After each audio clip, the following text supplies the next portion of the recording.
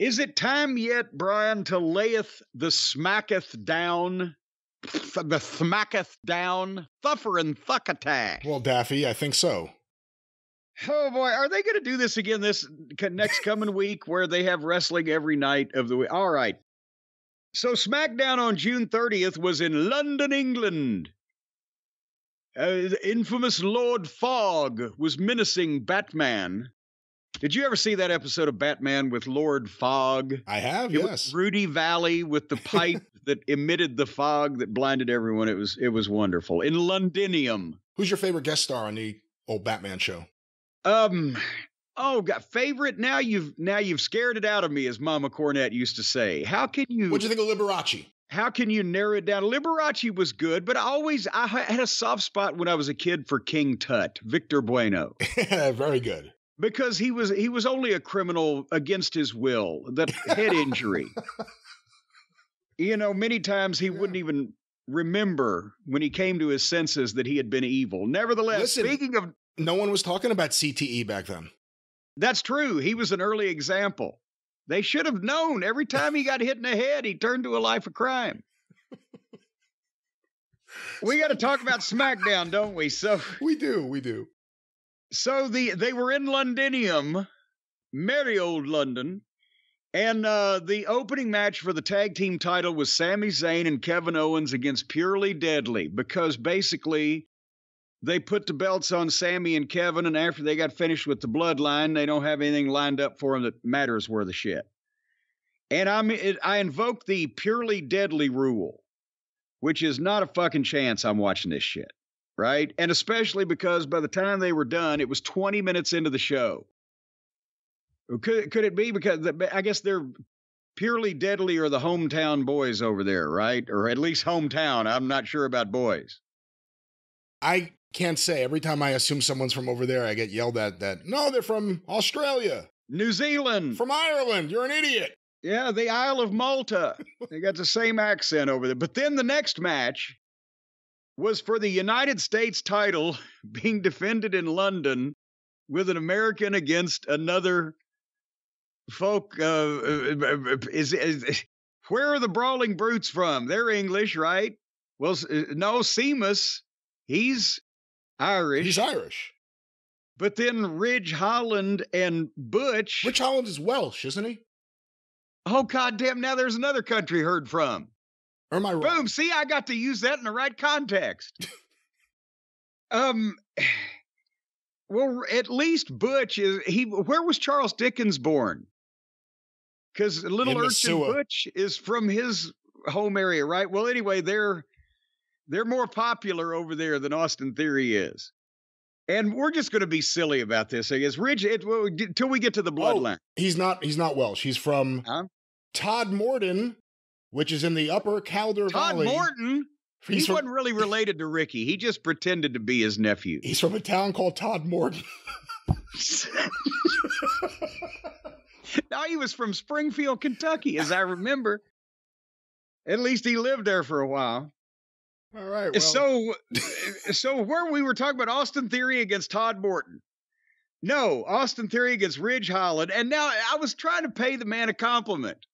One of these individuals, Ridge, looks great physically. He had the UK colors on his gear, wherever part of it he's from, all that United Kingdom over there. And he's built, he's in shape, he's jacked. But from the neck down, from the neck up, the haircut makes him look like a fucking Marine recruit from 1962. I don't know. He needs something, a longer hair, something on the face. I don't know. A third eye. A blood bubble? Blood bubble.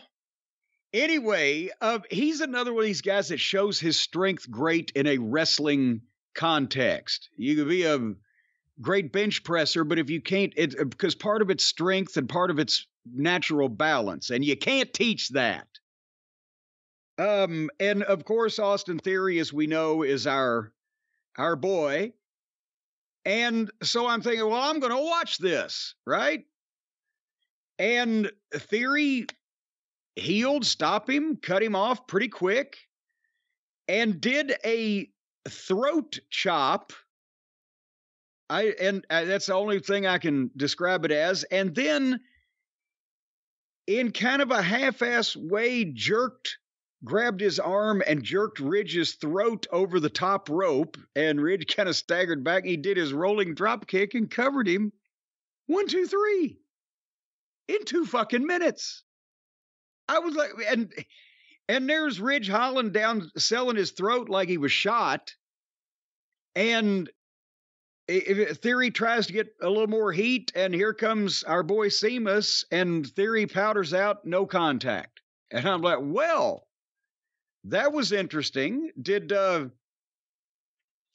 Ridge piss in somebody's post toasties that morning? Well, that just beat him in 2 fucking minutes. Well, remember, this does, in a sense, tie into what happened to him. The last time we saw him, Solo Sikoa beat up a generic bald wrestler in the back, and we found out it was Ridge Holland.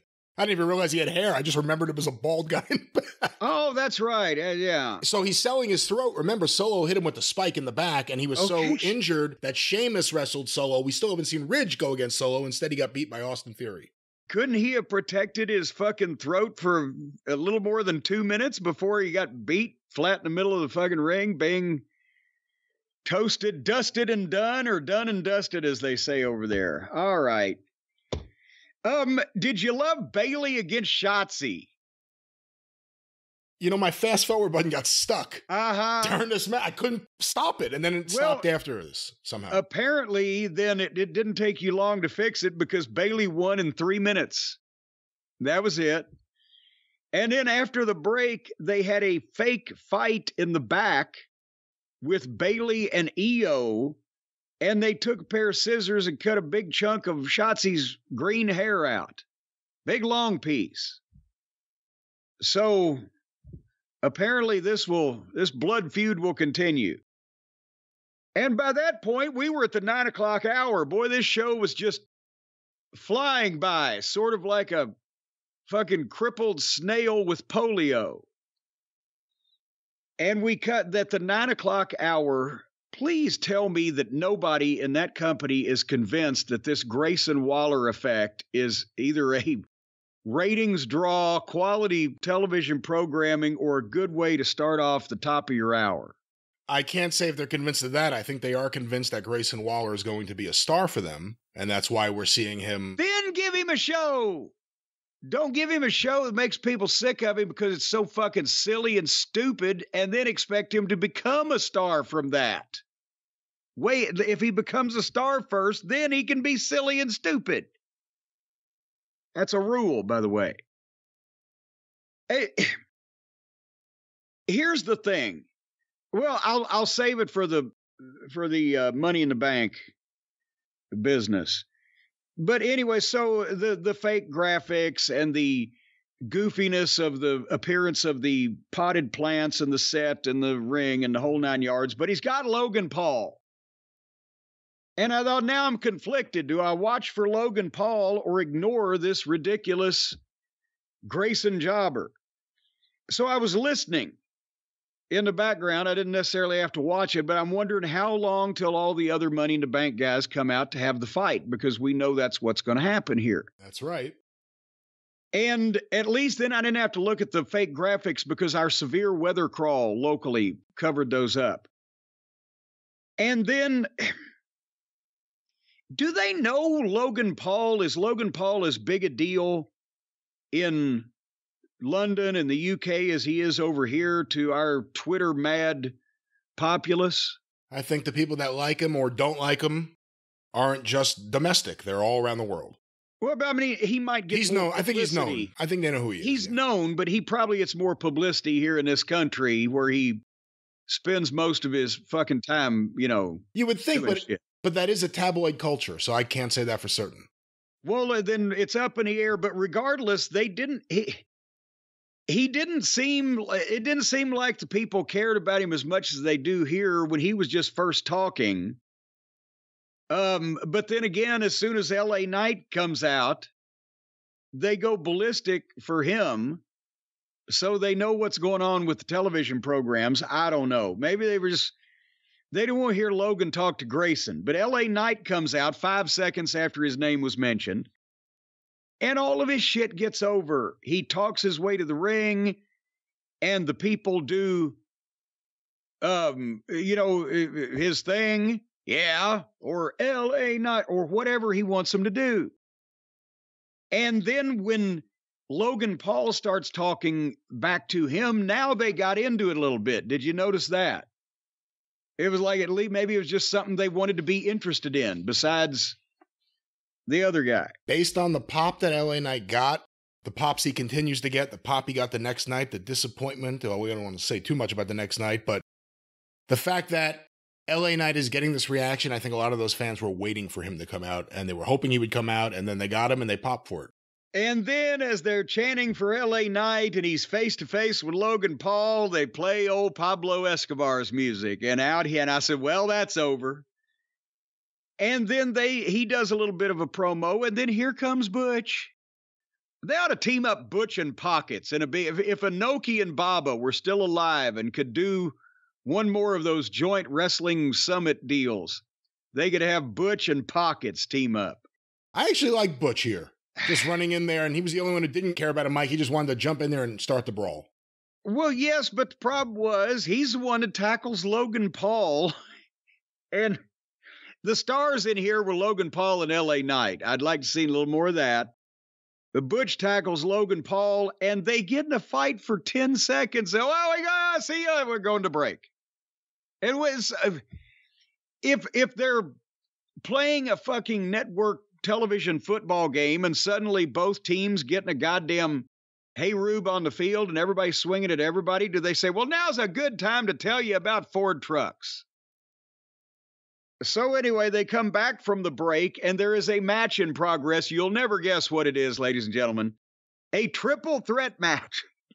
LA Knight against Escobar against Butch with Logan Paul at ringside. And good God. And again, LA Knight, people love him. He was great. But it was 100 miles an hour, moves to each other back and forth. And people clearly, were behind LA Knight, who nominally in this scenario is usually the heel. And so if LA Knight is inhabiting the heel role and the things that happened to him, it would be more palatable if he wasn't so fucking popular. But anyway, I don't think you can consider him the heel. I mean, you say the heel role. Well, Logan Paul's the heel. He was the first guy to come out there to confront him. Well, yes, but he's been presented as the heel on the heel side or work against baby faces. And Butch is a baby face, and Escobar's a baby face. Well, that's true, yeah. And so, obviously, he's slowly switched. But the problem is, when a guy's getting this popular as a heel, Stone Cold Steve Austin, as long as you don't continue to beat him like a drum or deny him opportunities, he tends to get over even more. But anyway, where's I'm going with this? LA gets face to face with Logan Paul out on the floor, and the people come to their feet, and then Escobar dives out and decks Logan Paul and rolls back in the ring, and Butch hits his finish on him, 1, 2, 3, and the whole thing went 4 minutes. And I'm like, okay, Jesus Christ. And then Butch gets the ladder and goes to climb and get the case. But LA Knight jerks him down, Big Pop climbs, but there's Logan Paul, pulls him down and climbs, and then Butch stops him and climbs, and Butch gets the case. You couldn't even have LA Knight outsmart everybody. At the end of Butch won. Yes, I know he's from Liverpool or Puddlingham or wherever the fuck he's from over there. He's the hometown boy. But if Butch gets to win the match, then have LA Knight outsmart everybody and get the case. Can I ask you a question about LA Knight? Because, it's now an unavoidable thing. Yes. Everyone from smart fans to casual fans has been talking about this and paying attention. And obviously people who are going, and they're going in droves, are popping for him. When you hear that WWE may be reluctant to go too far with him because of his age, do you think that makes sense in this day and age or not? And based on the little bit of time you spent around him, I guess, in Impact, is he the kind of guy you think could do press, can do morning shows and stuff. I mean, he seems really... Yes. He's quick. He's glib. He's got an attitude of the way he carries himself that he's somebody. He's got the fucking both as a heel and as a baby face. He's got that natural, delivery where it doesn't sound like he's just scripted or pulling this shit from memory. And he can work. He's animated in the ring, and he draws your attention to the shit that he's doing. And again, the age thing, my God, have you ever heard of him having a serious injury or being out for any extended period of time? You like the headlines on everybody else. So-and-so will be out for fucking 3 years. Their uterus fell out. He's reasonably injury-free, doesn't wear any heavy braces. I haven't heard of him having a lot of surgeries. I haven't read his medical records, and how much older physically does, for example, the Hardys, who are still early to mid-40s, right? Mid-40s? I believe so. How much different does there appear to be physically between the way that LA Knight moves, that is he 38 or 39 or 40, and guys 5, 6, 7 years older? Well, it appears just on the limited time I've watched him in NXT and here, he works a lot smarter than a lot of guys who may be his age and have done a lot more... You think? Extreme stuff. Yes. So that's why would you not? Okay, well, we don't have a lot of people on the roster that the fans react to this level. So for 2 or 3 years, we'll take a chance on this senior citizen. That when he's 43, he might not already be confined to an iron lung. Moving on. For the WWE Women's title, one of them, Charlotte took on Asuka with Bianca at ringside. And ladies and gentlemen, as you will recall, when last we left Frothingham Falls, the Widow Flair had come back to challenge the evil, bitchy lady down the street, Asuka, for the title, but screwed Bianca, the schoolmarm, out of her chance, and Bianca's not happy about that, right? So I'm thinking, I love Charlotte. You love Asuka. I'll watch this match. And so I did. And by the way, it's not that I don't like Charlotte. I think Charlotte's great too, usually. Well, yes, but you've fallen over. Slobber might be more... No, I point out that Asuka's a very talented professional wrestler. Uh-huh. And drool while No, this isn't a Dave and Kenny situation. I point out that Asuka's very talented. All right. Anyway, so they opened up hot. Charlotte looks amazing, and they went 2 minutes to the break. And I'm like, Newman. So then they come back, and Charlotte's in control for like 10 seconds, and then misses a moonsault, and they start going into their finish. And they get a couple of 2 counts. And Charlotte, guilty also, even though I love her, did the blind moonsault off the top where she just trusts that the opponent will still be in the same place that they were 45 seconds previously. However, in this case, she missed Asuka, went right past her, but Asuka fell anyway. And then they went out to the floor. Charlotte throws a kick at Asuka. Asuka moves. Charlotte kicks Bianca. Asuka throws Charlotte back in, and Bianca attacks Asuka. Not the woman who kicked her, but the other one. And ding, ding, ding, they ring the bell, and they had not been back from the break for 3 minutes. So this was just like a little angle.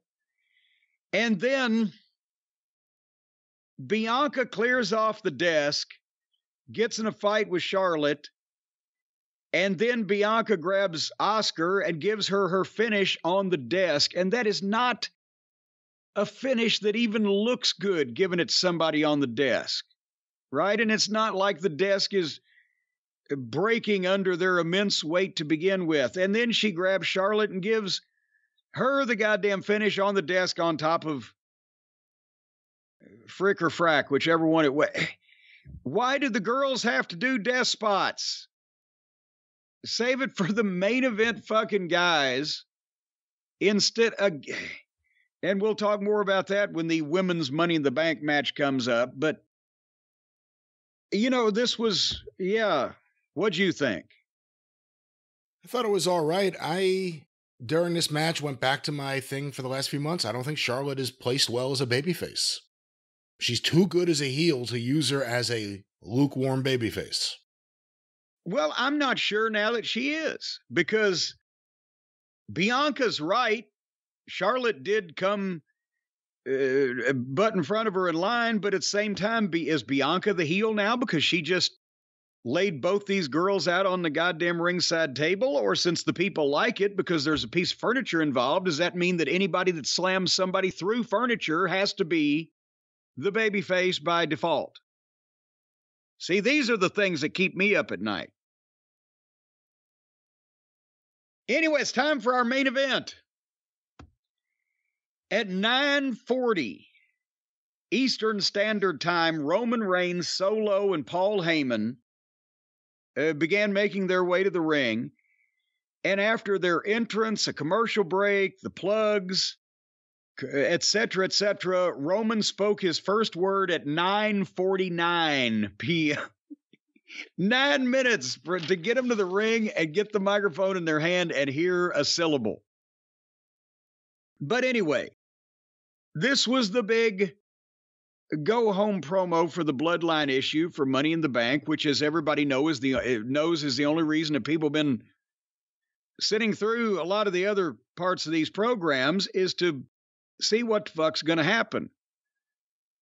And Roman basically did the promo. They're not the ones. He's the one. He's the star.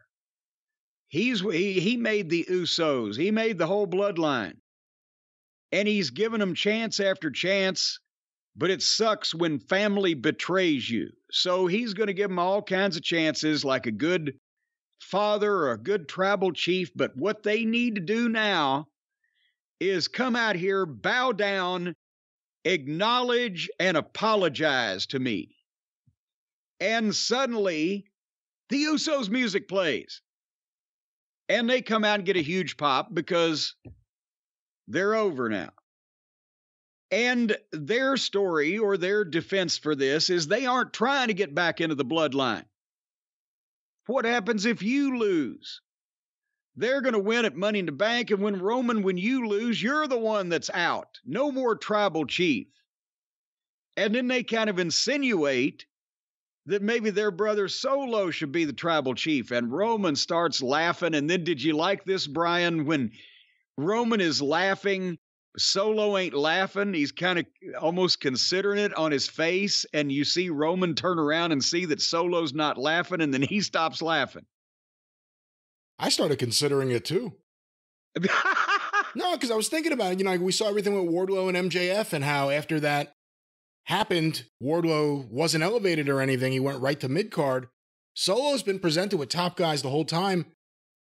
It's not crazy. I mean, they're not going to do this, but it's not crazy to take someone like that and make them the head of the table and just keep presenting them as a serious guy who doesn't, even when he loses, you don't remember it. But who else is sitting at the table then? That's the problem. There you go. See? It's him and two Usos. Because he's pretty much, he's a fucking lonely man eating lunch by himself at the table. And you'll have to eat your lunch all by yourself, because I'm already gone. So anyway, when Roman and Jimmy get in a face-off and start yelling at each other off mic and everything, Jimmy pie faces Roman and Jay super kicks him. And they get in a big four-way, and here comes security and the referees, and they're trying to pull them apart. And one of the Usos hits a big dive because, of course, you have to right before they go off the air, and boom, scene. So we're all set for Money in the Bank. And that's, again, this was better than any match they had on this program, and it's what people are watching for. Closing Smackdown comments, young Brian. There's two things to watch for right now. LA Knight and whatever's going to happen with the Bloodline. And when you get Roman on there for a week, it's always bigger than when you don't have him. And, you know, I mean, we're now going into a good little run here where it's just been this core 5 people with Heyman. 4 people in Heyman doing this thing. At some point, you either have to add to this, change it up, someone new in it, or something has to happen. I know that the ending may not be anywhere near, or maybe it is, who knows, but somebody's got to end up in the hospital on life support, or some tragic incident has to happen in somebody's life to further this thing along in one of the peaks instead of one of the valleys, is what you're saying. Feels like something has to happen soon. Or the bank has to be robbed if it's a heist movie or whatever. Or maybe the bank has already been robbed, but now the loot has to go missing. Some shocking sharp turn. Heyman has the loot. You know what? What about this? What about if they have Solo and Roman team up with Heyman in a 6-man tag, and the Usos can bring me in to be their partner. And I can see after 30 fucking, let's see, what was it? 34 years, if he can remember which one of my knees he's supposed to work on. It was tough enough getting him in the ring in 1989. You think they're going to convince him to work a match now? Oh, damn, I'll tell you what. I may never have been the goddamn athlete that Jim Thorpe was, but I at least can say that I've had one opponent that I could blow up. Paul Heyman. What do you think Paul's finishing maneuver will be? The Manchurian landslide? Thank you. I'll be here all week. As a matter of fact, what are you doing all week over there at the Arcadian Vanguard and with the wrestling news? Always so much happening. Get news about all of it on Twitter at Superpodcast or on Facebook at facebook.com/Arcadian Vanguard. Of course, every single day you can get the wrestling news direct to you for free. Your daily free wrestling newscast available directly from thewrestlingnews.com. And is it free? And it's free. Wherever you find your favorite podcast, look for Arcadian Vanguard's The Wrestling News. Much more to come from The Wrestling News. Stay tuned for that. Want to make mention this week on Shut Up and Wrestle with Brian Solomon, he's going to have the entire interview we played a snippet of a few weeks ago that he had with Dusty Rhodes about 15 years ago. Hear this with his notes about what was really going on at suawpod.com, or look for Shut Up and Wrestle with Brian Solomon wherever you find your favorite podcast. That episode comes out this Wednesday. And of course, the 605 Super Podcast, The Mothership! Go through the archive today at 605pod.com, available wherever you find your favorite podcasts. And there'll be a new episode once we have to stop watching some of this crap every day of the week. The 605 Super Podcast, The Mothership. You know, there's a giant communications blackout for a couple of weeks where there was no television and no Twitter and no email and no podcasts. Sounds like heaven. Heaven is a place without podcasts. That would be like Shangri-La, a copless town. Heaven is a Wednesday night, I believe, is one of our songs. Yeah, one of our songs. One of our songs. Yes. We have so many. You and I are like Lennon and McCartney. It's amazing. If we put out an album of our stupidity of singing, I bet you... Now, wait a minute. We could chart. We could chart. You don't do a lot of... I do a lot of singing on here. You don't do a lot of singing on here. Excuse it would be me. a solo album with you backing me up every once in a while with a little yeah, and a couple of finger snaps. What about this? Oh, for God's... Oh, shit, I broke it. Oh. I'll fix that later. And what about this?